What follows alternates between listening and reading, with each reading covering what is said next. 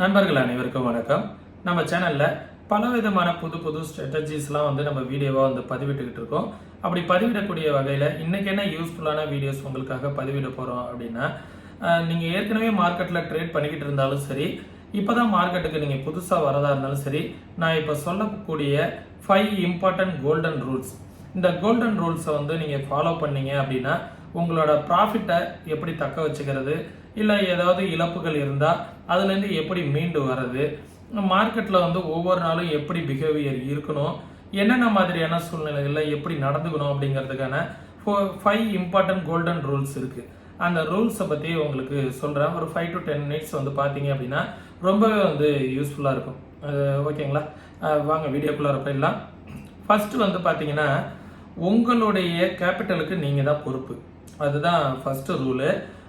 மற்றவங்க ஒன்று சொல்கிறாங்க, இதை வாங்க சொல்கிறாங்க, இந்த இடத்துல விற்க சொல்கிறாங்க, இல்லை நீங்கள் இன்னைக்கு ஒரு லாட்டு ட்ரேட் பண்ணிக்கிட்டு இருக்கீங்க நெஃப்டியில் அப்படின்னா, உங்கள் ஃப்ரெண்டுங்கெல்லாம் பார்த்தீங்கன்னா 5 லாட்டு ட்ரேட் பண்ணுறாங்க அப்படின்னா, நீங்கள் ப்ராக்டிஸே இல்லாமல் உடனே உங்களோட கேபிட்டலை அதிகமாக இன்வெஸ்ட்மெண்ட் பண்ணக்கூடாது, ப்ராக்டிஸ் இல்லாமல். அப்போ என்ன பண்ணிக்கணும் அப்படின்னா, ஃபஸ்ட்டு ஒரு லாட்டில் ட்ரேட் பண்ணி ஃபஸ்ட்டு பழகணும். உங்களால் கன்சிஸ்டண்ட்டாக ப்ராஃபிட் வர முடியுது அப்படிங்கிற பட்சத்தில் நீங்கள் அதிகமான லாட்டுக்கு ஸ்டெப் பை ஸ்டெப்பாக தான் நீங்கள் இன்க்ரீஸ் ஆகணும்.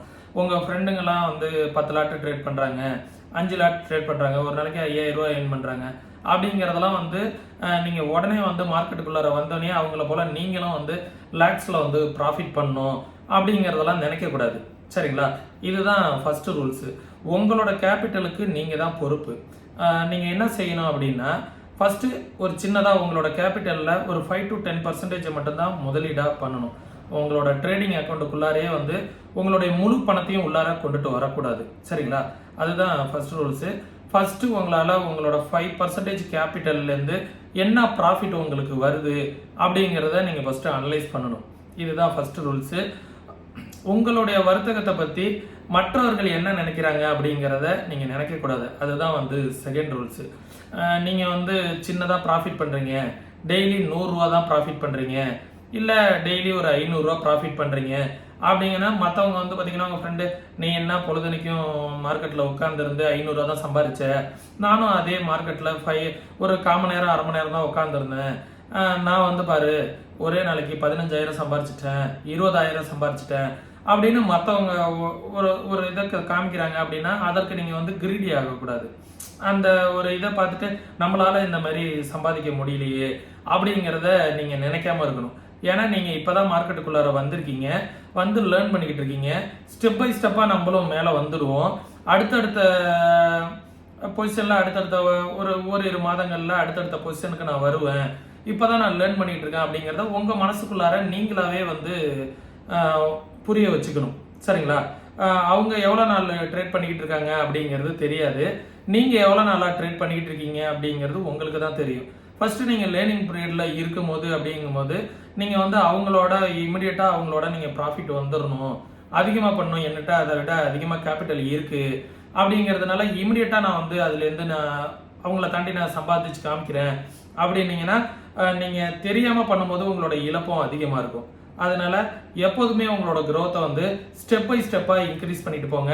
அதுதான் உங்களுக்கு எப்போதுமே நல்ல விஷயமா இருக்கும். அதுதான் ரூல் நம்பர் 2. அடுத்தது உங்களோட வர்த்தகத்தை மற்றவர்களுடன் ஒப்பிட்டு பார்க்கக்கூடாது அப்படிங்கிறத சொல்கிறாங்க. ஏன் ஒப்பிட்டு பார்க்கக்கூடாது அப்படின்னா, இப்போ ஒரு சில உங்களுக்கு இன்ஸ்பைரிங்கான ஒரு சில ஃபேஸ்புக்காக இருக்கட்டும், இல்லை இன்ஸ்டாகிராமாக இருக்கட்டும், ஒருத்தவங்க அது ட்ரேடிங்கில் அது வாங்கிட்டாங்க, இது வாங்கிட்டாங்க, கார் வாங்கிட்டாங்க, சம்பாரிச்சு வீடு வாங்கிட்டாங்க. ஒரு சில பேர்லாம் வீடியோஸ்லாம் நிறைய இன்ஸ்டாகிராமாக இருக்கட்டும், இல்லை ஃபேஸ்புக்காக இருக்கட்டும், நிறைய வலைதளங்களில் காமிப்பாங்க. அதெல்லாம் காமிக்கும் போது, என்னடா அது ட்ரேடிங்கில் நம்மளும் தான் இவ்வளோ நாள் இருக்கோம், நம்மளால எதுவுமே ஏர்ன் பண்ண முடியலையே அப்படின்னு எந்த விதத்துலையும் அவங்களோட ஒப்பிட்டு பார்க்கக்கூடாது. ஒருத்தவங்க ஒரு 10 கோடி ரூபாய்க்கு கார் வாங்குறாங்க, அவங்க ட்ரேடிங்கில் சம்பாரிச்சு வாங்குறாங்க, இல்லை ஒரு 50 கோடி ரூபாய்க்கு வீடு வாங்கிட்டேன், இல்லை நான் ஒரு 20 லட்ச ரூபா 30 லட்ச ரூபாய்க்கு நான் கார் டெலிவரி பண்ணியிருக்கேன் அப்படிங்கிற மாதிரி ஒரு சில பேர்லாம் வீடியோஸ்லாம் போஸ்ட் பண்ணுவாங்க, ரீல்ஸ்லாம் போடுவாங்க. அப்போ உங்களோட மனநிலை நம்மளும் அந்த மாதிரிலாம் எப்போ வாங்குறது அப்படின்ட்டு என்ன பண்ணுவாங்கன்னா, ஒரு ரிஸ்கான ஒரு ட்ரேடில் போய் முதலீடு செய்வீங்க. அப்போ என்ன ஆயிடும் அப்படின்னா அவங்க வந்து அவங்களோட பேக்ரவுண்ட்ல பாத்தீங்க அப்படின்னா அவங்க சம்பாதிக்கிறதுக்கு முன்னாடி என்னென்ன மாதிரியான இன்வெஸ்ட்மெண்ட் பண்ணாங்க, எவ்வளவு நாள் வந்து ட்ரேட் பண்ணாங்க, எவ்வளவு நாள் அதை கத்துக்கிட்டாங்க, எவ்வளவு பயிற்சி செஞ்சாங்க அப்படிங்கிறதெல்லாம் நீங்க ஃபர்ஸ்ட் பார்க்கணும். அதுக்கு முன்னாடி அவங்களோட கேபிட்டலோட சைஸ் என்ன. இப்போ வந்து பாத்தீங்க அப்படின்னா ஒரு 100 கோடி ரூபா ஒருத்தவங்க இன்வெஸ்ட்மெண்ட்டா வச்சு ட்ரேட் பண்றாங்க அப்படின்னா அவங்க வந்து 1 கோடி ரூபா ஒரு நாளைக்கு ப்ராஃபிட் பண்றதுங்கிறது ஒரு பெரிய விஷயம் கிடையாது. அவங்களோட கேபிட்டல்ல அது 1%. நீங்க வந்து 10 லட்ச ரூபா தான் வச்சு ட்ரேட் பண்றீங்க அப்படின்னா 1 கோடி ரூபா உங்களுக்கு ப்ராஃபிட் வரணும் அப்படின்னு நினைக்கிறது தப்பு. அவங்களோட கேபிட்டல் 100 கோடி, அதுல 1 கோடியே உங்களுக்கு ப்ராஃபிட்டா கண்ணுல காமிப்பாங்க. ஆனா நீங்க வச்சிருக்கிறது 10 லட்சம், அந்த 10 லட்சத்தை வந்து 1 கோடியோட ஒப்பிட்டு பார்க்க கூடாது. நம்மளா எப்படா வந்து இவ்வளவு சம்பாதிக்கிறது அப்படிங்கிற மாதிரி பெருசா வந்து நீங்க யோசிக்க கூடாது. சரிங்களா? அதனால உங்களோட கேபிட்டலோட பர்சன்டேஜ் என்ன அப்படிங்கறத தான் நீங்க திங்க் பண்ணணும். ஃபர்ஸ்ட் அவங்களோட கேபிட்டல்ல அவங்க எத்தனை பர்சன்டேஜ் வந்து ரிட்டர்ன் பண்றாங்க அப்படிங்கறத ஃபர்ஸ்ட் பார்க்கணும். அவங்க என்ன மாதிரியான ஸ்ட்ராட்டஜிஸை ஃபாலோ பண்றாங்க, அதுக்கு அவங்க எவ்வளவு நாள் பிராக்டிஸ் பண்ணியிருப்பாங்க அப்படிங்கிறதெல்லாம் அவங்களுக்கு தான் தெரியும். அதே மாதிரி நீங்க ஒரு ஸ்ட்ராட்டஜிஸை கத்துக்கிட்டு எவ்வளவு நாள் பிராக்டிஸ் பண்ணிருக்கீங்க, அது உங்களுக்கு எவ்வளவு நாள் வந்து ரிஸ்க் ரிவார்ட்ல எவ்வளவு ப்ராஃபிட் கொடுத்துருக்கு அப்படிங்கறதெல்லாம் அனலைஸ் பண்ணிட்டு தான் அதுக்கப்புறம் நீங்க இன்க்ரீஸ் பண்ணிக்கணும். ஒருத்தவங்க ஒரு 100 கோடி வச்சு 1 கோடி ப்ராஃபிட் பண்றாங்க அப்படின்னா நீங்க உங்கள்கிட்ட 10 லட்ச ரூபா இருக்குன்னா உங்களோட ரிட்டர்ன் வந்து ஒரு நாளைக்கு 10,000 ரூபா தான் எதிர்பார்க்கணும். நீங்க 1 லட்ச ரூபா வச்சிருக்கீங்கன்னா நீங்க 1000 ரூபா தான் ரிட்டர்ன்ஸ் எதிர்பார்க்கணும். சரிங்களா? அதனால ஒருத்தவங்க வந்து 50,000 ப்ராஃபிட் பண்ணாங்க, 1 லட்ச ரூபா ப்ராஃபிட் பண்ணாங்க, நானும் என்னோட கேபிட்டலை எல்லாத்தையுமே அதில் நான் போட போகிறேன், இப்போ வந்து ஜீரோ ஹீரோலாம் இப்போ வந்து பார்த்தீங்கன்னா அதிக ரிட்டர்ன்ஸ் கொடுக்கும் அப்படிங்கிறதுனால உங்களோட கேபிட்டலை எல்லாத்தையுமே போய் அது அதிக ரிஸ்க் உள்ளதில் அதில் போய் இன்வெஸ்ட்மெண்ட் பண்ணக்கூடாது. இன்வெஸ்ட்மெண்ட் பண்ணீங்கன்னா எவ்வளோ அளவுக்கு இமிடியேட்டாக உங்களுக்கு அது பெரிய ப்ராஃபிட் தருதோ அதே அளவுக்கு இமிடியேட்டான லாஸஸும் கொடுத்துரும். சரிங்களா? அதனால வேண்டி நீங்க என்ன பண்ணணும் அப்படின்னா மற்றவங்களோட ப்ராஃபிட்டோட உங்களோட ப்ராஃபிட்டை வந்து என்னைக்குமே ஒப்பிடக்கூடாது. அப்பதான் நீங்க மார்க்கெட்ல வந்து சஸ்டெயின் பண்ண முடியும் அப்படிங்கிறத சொல்றாங்க. உங்களுடைய பணத்துக்கு நீங்க தான் பொறுப்பு. எப்படி, அதுதான் வந்து உங்களோட 4வது ரூல். அது எதற்காக சொல்ல வரேன் அப்படின்னு வந்து பாத்தீங்க அப்படின்னா நீங்க ஃபர்ஸ்ட் ஒரு லாசஸ் மேக் பண்றீங்க அப்படின்னா அந்த லாசஸை வந்து ரெக்கவரி பண்ணே நீங்க அடுத்த ட்ரேடுக்குள்ளார வரக்கூடாது. சரிங்களா? நீங்க ஃபர்ஸ்ட் ஒரு ட்ரேட் வந்து லாஸ் பண்ணிருக்கீங்க, அடுத்த நாள் காலையில நீங்க மார்க்கெட்டுக்குள்ளார உட்கார்ந்துருக்கும் போது அடுத்த நாள் நீங்க வந்து மார்க்கெட்டுக்கு உட்காரும் போது நீங்க ப்ரீவியஸ் டேவோட லாசஸை வந்து இன்னைக்கு ரெக்கவரி பண்ணணும் அப்படிங்கிற மென்டாலிட்டியோடய நீங்க வரக்கூடாது. அதுதான் முக்கியமான விஷயம். ஏன்னா உங்களோட கேபிட்டல் வந்து ப்ரீவியஸா வந்து நீங்க ஒரு 1 லட்ச ரூபா வச்சிருந்தீங்க, நேற்று ஒரு 2000 ரூபா லாஸ் பண்ணிட்டீங்க அப்படின்னா அந்த 2000 ரூபாய் லாஸ் பண்ணுங்கிற நோக்கத்தோடய வரக்கூடாது. மார்க்கெட் இன்னைக்கு என்ன கண்டிஷன்ல இருக்கு அப்படிங்கிறத ஃபர்ஸ்ட் பார்க்கணும். இப்போ வந்து பாத்தீங்க அப்படின்னா மார்க்கெட்ல வந்து நான் வந்து ஆப்ஷன் பையரு, ஆப்ஷன் பையிங் மட்டும் தான் நான் பண்ணுவேன் அப்படின்னா அந்த சூழ்நிலையில என்னைக்குமே இருக்கக்கூடாது. நீங்க ஆப்ஷன் செல்லரு அப்படிங்கறதுனால ஆப்ஷன் செல்லிங் மட்டுமே நீங்க என்னைக்கும் பண்ணக்கூடாது. அதே நேரத்துல நீங்க வந்து ஈக்விட்டில ட்ரேட் பண்றீங்க, ஸ்விங் ட்ரேட் பண்றீங்க அப்படின்னா அதை மட்டுமே நீங்க பண்ணக்கூடாது. ஏன் எதற்காக சொல்றேன் அப்படின்னா அந்த மார்க்கெட்ல வந்து ஒவ்வொரு நாளும் ஒவ்வொரு விதமான பிஹேவியரை காமிக்கும். ஒவ்வொரு நாளுமே மார்க்கெட் வந்து புதுசு புதுசா இருக்கும். சரிங்களா? அந்த புதுசு புதுசா மார்க்கெட் இருக்கும் போது அந்தந்த சுச்சுவேஷனுக்கு தகுந்தாற் போல நீங்க வந்து ட்ரேட் பண்ண கத்துக்கணும். சரிங்களா? அப்போ அந்தந்த சூழ்நிலைக்கு தகுந்தாற் போல நீங்க வந்து ட்ரேட் பண்ணும்போது தான் ஒரு நாள் மார்க்கெட் வந்து பாத்தீங்க அப்படின்னா ட்ரெண்டியா இருக்கும். அந்த மாதிரியான சூழ்நிலைகள்ல நீங்க வந்து ஆப்ஷன் பையிங் பண்ணும். ஒரு சில சமயங்கள்ல மார்க்கெட் வந்து பாத்தீங்க அப்படின்னா சைட்வேஸ்லயே ட்ரேட் ஆகும். அன்னைக்குலாம் நீங்க வந்து பாத்தீங்க அப்படின்னா செல்லிங்கை மட்டும்தான் ட்ரை பண்ணணும். சரிங்களா? சைட்வேஸ்லயே இருக்கும்போது அன்னைக்கெல்லாம் செல்லிங்கை ட்ரை பண்ணும். சப்போஸ் வந்து பாத்தீங்க அப்படின்னா மார்க்கெட் ரெண்டு பக்கமுமே சரி இருக்காது, ஒரு சில ஸ்டாக் மட்டும் நல்லா மூவ்மெண்ட் ஆகிட்டு இருக்கும். ஒரு சில பர்டிகுலரான ஸ்டாக் வந்து பாத்தீங்கன்னா நல்ல மூவ்மெண்ட் கொடுத்துக்கிட்டு இருக்கும்.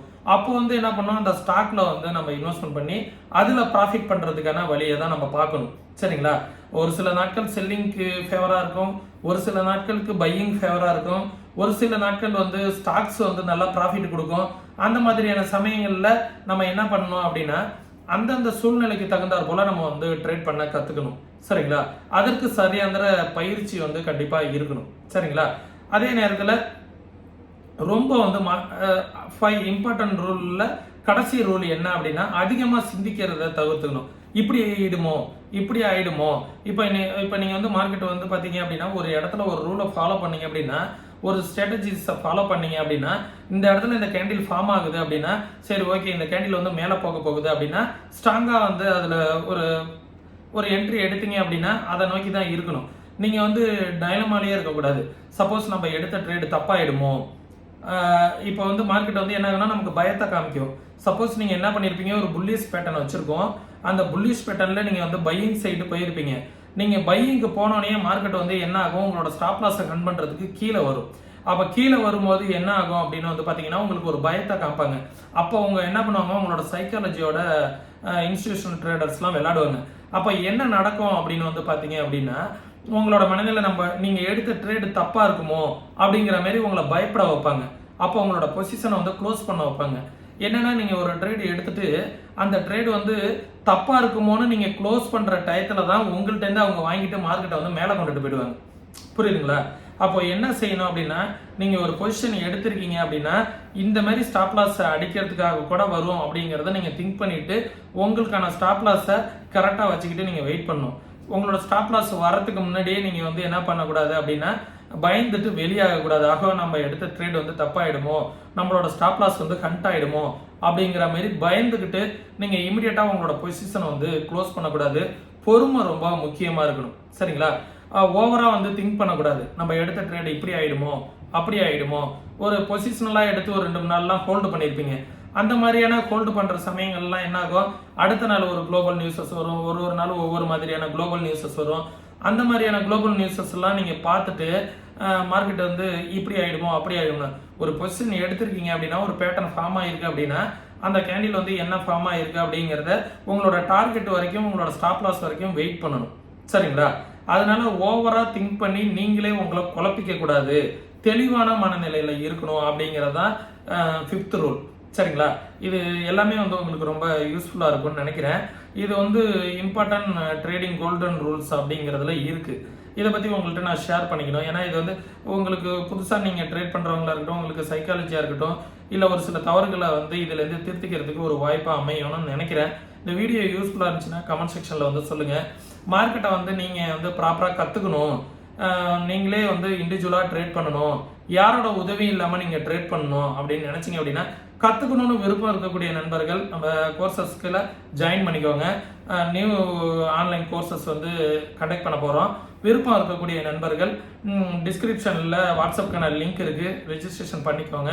அதே நேரத்தில் நம்ம சேனலுக்கு நீங்கள் ஏதாவது சப்போர்ட் பண்ணணும் அப்படின்னு நினச்சிங்கன்னா ஃப்ரீ டிமெண்ட் அக்கௌண்ட் ஓப்பன் பண்ணுறதுக்கான லிங்க் வந்து டிஸ்கிரிப்ஷனில் கொடுத்துருக்கேன்.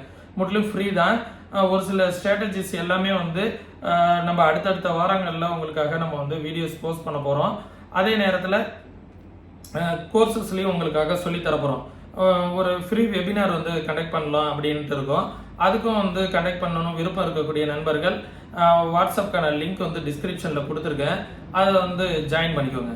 சரிங்களா? வாட்ஸ்அப்க்கான லிங்க்கில் வந்து டெக்ஸ்ட் பண்ணுங்கள், அதை பற்றின தகவல்களை நான் வந்து சொல்கிறேன். சரிங்களா? வேறு ஏதாவது சந்தேகங்கள் இருந்துச்சுன்னா கமெண்ட் செக்ஷனில் வந்து தெரியப்படுத்துங்க. மீண்டும் இன்னொரு இது போன்ற பயனுள்ள வீடியோவில் சந்திக்கும் வரை தொடர்ந்து இணைந்திருங்கள். நன்றி, வணக்கம்.